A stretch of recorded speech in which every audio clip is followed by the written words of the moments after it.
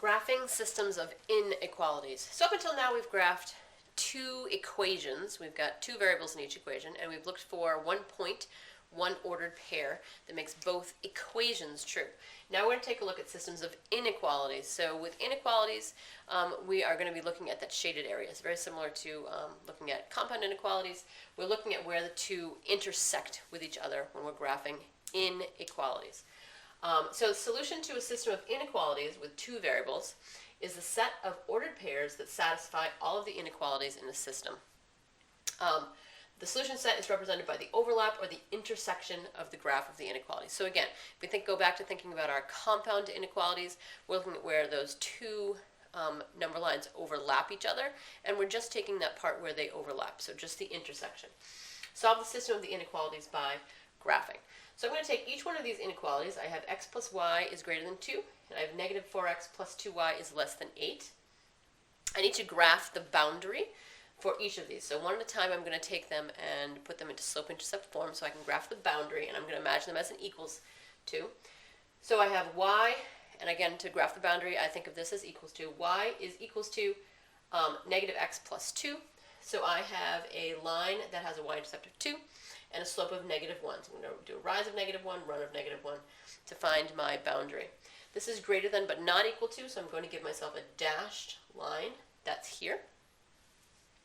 And then I'm going to check to see where this one is going to be shaded. So again, I like to do the origin if it's not on the boundary. So if I plug the origin in there, the origin does not work. So that means I'm going to take this boundary, and what will be shaded is above that boundary away from the origin. So these are my lines coming up here above my boundary. My second inequality, again, I rewrite it so it's in slope-intercept form. So I end up with y is less than 2x plus 4. I'm going to graph y equals 2x plus 4.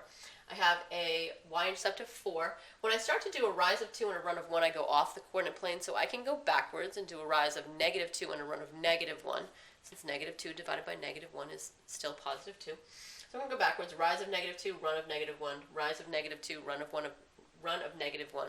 And I get myself my boundary. It's less than, not equal to, so again I do a dashed line here. I'm going to check my origin. Since it's not on the boundary, I can use the origin. I'm going to check my origin, and I come up with 0 is less than 8. That's true. So that means that I need to shade where the origin is. So that's to the right here, including the origin. So that's how we graph each of these individually, but since we're graphing a system, we want to graph the ordered pairs that include both of these sets. So I'm looking at where these two shaded areas overlap. So what I end up with is, I've kind of divided my coordinate plane into 4 parts here.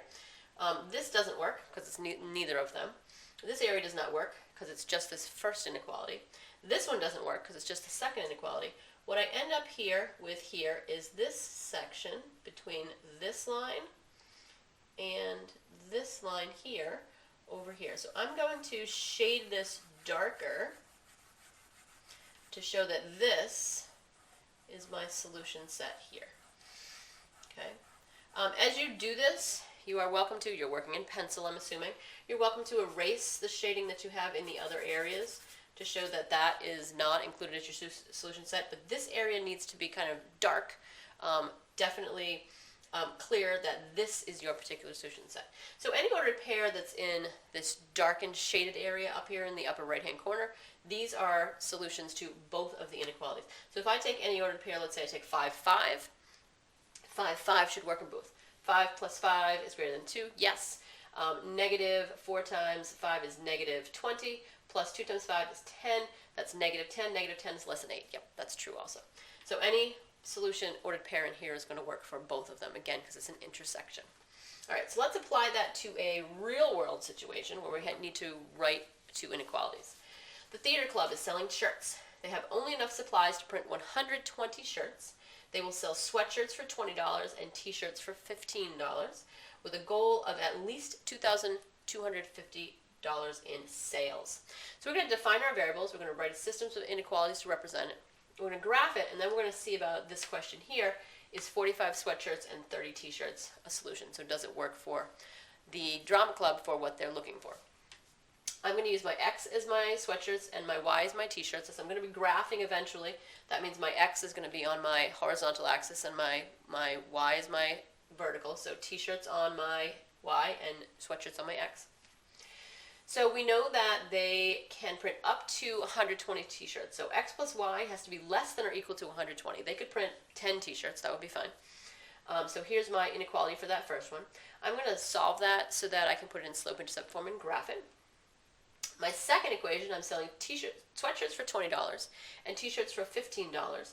And we would like their goal to be above or equal to $22.50. So in this case, what they actually sell, what they actually collect for money, needs to be greater than or equal to $22.50.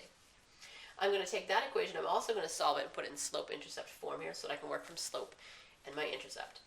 Now when I'm working with a graph, especially from some kind of funkier numbers here, and where my numbers are very large on my axes, I have to go up to 150 for this y-intercept and 120 for this y-intercept. So I know I'm counting kind of large numbers here, and I don't want to make a huge graph. What's probably going to be easiest for me to work from is my intercepts. So my y-intercepts I can get from my equation already, but I can also get my x-intercept by plugging in 0 for y. So I know that we can do 120 sweatshirts or 120 t-shirts. So I graph these using my intercepts. I used 120 on the y-axis and 120 on the x-axis and come up with this line here. Since they could make no t-shirts and their supplies would be perfectly fine, I know that I'm shading below this line. My next inequality, I have 150 on my y-intercept. If I plug in 0 for y here, I end up doing 2250 divided by 20. My x-intercept is going to be 112 and a half.